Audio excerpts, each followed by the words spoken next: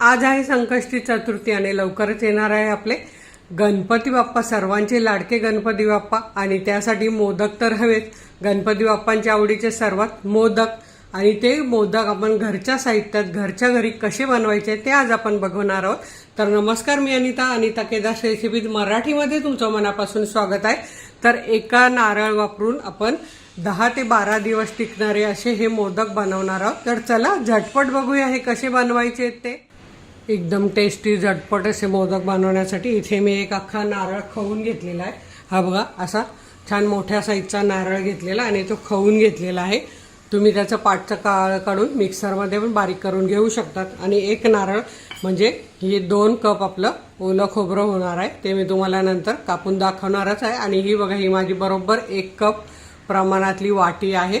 म्हणजे मेजरमेंटनुसार हे 1 कप आहे. तर आपलं 2 कप खोबऱ्यासाठी आपल्याला एक 15 ते 16 काजू, म्हणजे 5 कप काजू घेतलेले, पाव कप काजू घेतलेले आहे. म्हणजे 15 ते 16 नग.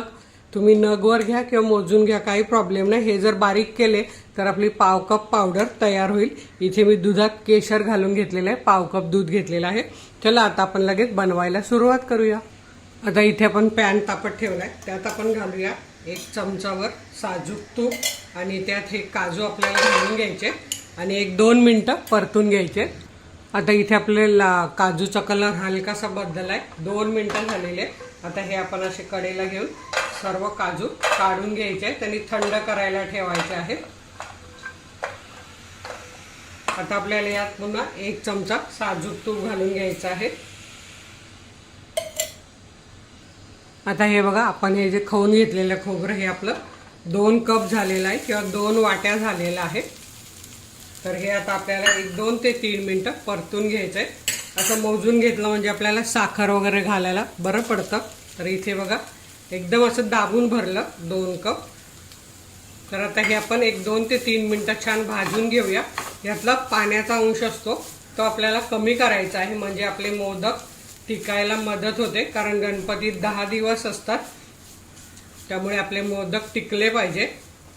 तसेच आपण रोज वेगळे प्रकारचे मोदक दाखवू शकतो. अगदी 20 ते 25 प्रकार मी मोदकाचे दाखवलेले आहेत. तुम्ही सर्च करून बघू शकतात. मोदक बाय अनिता केदार टाकलं तर तुम्हाला अगदी सर्व प्रकारचे मोदक येतील. काजू मोदक, स्ट्रॉबेरी मोदक, सीताफळ मोदक, उकडीचे मोदक, उकडीचे डबल डेकर मोदक, रव्याचे मोदक, असे खूप सारे मोदक प्रकार आहेत. तर तुम्ही नक्की बघा. आणि आज आणखी एक हा वेगळा प्रकार मी तुम्हाला दाखवते. आता मी इथे थंड झालेले काजू मिक्सरच्या भांड्यात घेतले आणि बंद चालू करत एकदम छान पावडर करून घेते. तोपर्यंत इकडे आपल्याला मधून अधून एक खोबरं पण हलवायचं आहे.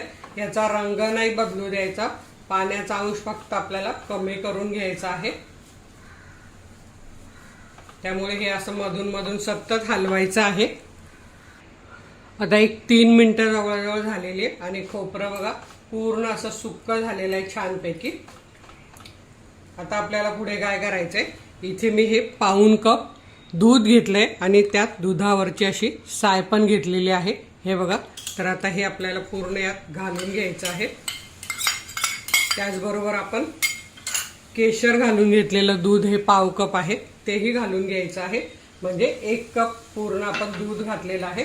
आता या दुधात आपल्याला हे पूर्ण शिजवून घ्यायचं आहे. खोबरं सुक्क होईपर्यंत परतत राहायचं आहे बारीक गॅसवरच. इथे तुम्हाला केशर घालायचं नसेल तर तुम्ही असे सुद्धा ठेवू शकतात पांढरे मोदक, किंवा मग रंग जर पाहिजे असेल तर रंग सुद्धा घालू शकतात. तर 1-2 मिनिटं तरी लागणार आहे दूध आटायला. आता इथे बघा 2 मिनिटं झालेले आणि आपलं दूध पूर्ण शोषलं आहे खोबऱ्याने. हे बघा असं सुक्क झालेलं आहे छानपैकी. आता आपल्याला घालायची यात पाव कप साखर, तुमच्या आवडीप्रमाणे तुम्ही घालू शकतात. आता हे साखर पुन्हा पाणी सोडेल, तर ते पुन्हा आपल्याला 1 मिनिटभर असं परतून घ्यायचं आहे. एकदम कमी गोड पण छान असे चवीला. इथे बघा आपली साखर विरघळलेली आहे, तसं पाणी सुटायला लागलंय, साखरेला पाणी सुटतं. आता हेही आपल्याला 1 मिनिटभर परतून घ्यायचंय. साखर विरघळल्यावर 1 मिनिट परतायचं आहे.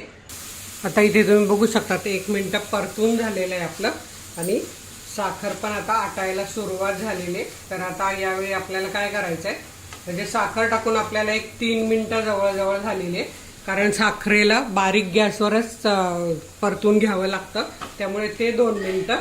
आणि आता आपण साखरेचं पाणी आटायला 1 मिनिट, असे 3 मिनिटं साखर घातल्यावर परतून घेतलेलं आहे. हे बघा छान असं झालेलं आहे. आता आपल्याला यात काय करायचं आहे, आपण ही जी काजू पावडर करून घेतलेली आहे, काजू भाजून, ती घालूया. आणि इथे पाव कप मिल्क पावडर घ्यायची आहे, ती घालूया. आणि आता हे छान असं आपण मिक्स करून घेऊया. आणि याचा गोळा बनतो का बघायचा आहे. तर हे बघा पूर्ण मिक्स करून झालेलं आहे आपलं. आणि हे मिश्रण अजून गोळा होत नाहीये, तर आपल्याला हे असं परतत राहायचं आहे. 1-2 मिनिटं तरी लागतील. हे बारीक गॅसवर छान असं परतून घ्यायचं आहे आपल्याला, तर लगेच त्याचा गोळा होईल, म्हणजे आपल्याला काजूला आकार छान येईल, मोदकाला आकार छान येईल, सॉरी. आता हे बघा परतून झाल्यावर असा गोळा होतोय त्याचा छान. हे बघा मिश्रण. तर आता आपल्याला काय करायचं, हे डिशमध्ये काढून थंड करून घ्यायचंय. आणि हाताला चिकटतं का ते बघायचंय, तर अजून गरम आहे. हे बघा गोळा आपण जो घेतलाय तो थंड झालाय, आणि हे बघा बिलकुल हाताला चिकटत नाहीये, एकदम छान बनतोय. तर आता आपल्याला गॅस बंद करायचा आहे आणि हे मिश्रण थंड करून घ्यायचंय. आता मिश्रण मी गॅसवरून खाली घेतलंय. यात आपण जायफळ घालूया. तुम्ही वेलची पावडर पण घालू शकता. काजू बारीक करताना त्यात वेलची घातली तरीही चालेल, काही प्रॉब्लेम नाही. हे बघा असं फ्रेश जायफळ किसून घ्यायचं आणि गॅसवरून खाली घेतल्यावर किसायचं आहे मेन म्हणजे त्याचा सुगंध तसाच राहतो, छान सुगंध येतो. आता हे आपल्याला मिश्रण बघा घट्ट झालं आहे छान. हे काढून घ्यायचं आणि थंड करायचं आहे, कारण गरम आपण मोदक बनवू शकणार नाही. तर आता हे मी एका ताटात काढून घेते. तर इथे तुम्ही बघू शकता मी असं मिश्रण ताटात काढून घेतले आणि आता हे पूर्ण थंड करून घेते. तर आता हे बघा एक 15 मिनिटात आपलं सारण छान थंड झालेलं आहे, इथे तुम्ही बघू शकता. आणि इथे मी साच्याला तूप लावून घेतलं आहे आणि यावर पिस्ता आणि बदामाचे काप करून घेतले. मिश्रण थंड होईपर्यंत मी असे हे किसणीने किसून घेतलेत, बदाम पिस्त्याचे पातळ पातळ काप. आता आपल्याला यात हे सारण भरायचं आहे. तर तुम्हाला ज्या साईजचा मोठा छोटा करायचा तसं तुम्ही बनवू शकता, तुमच्याकडे जसा साचा असेल तसा.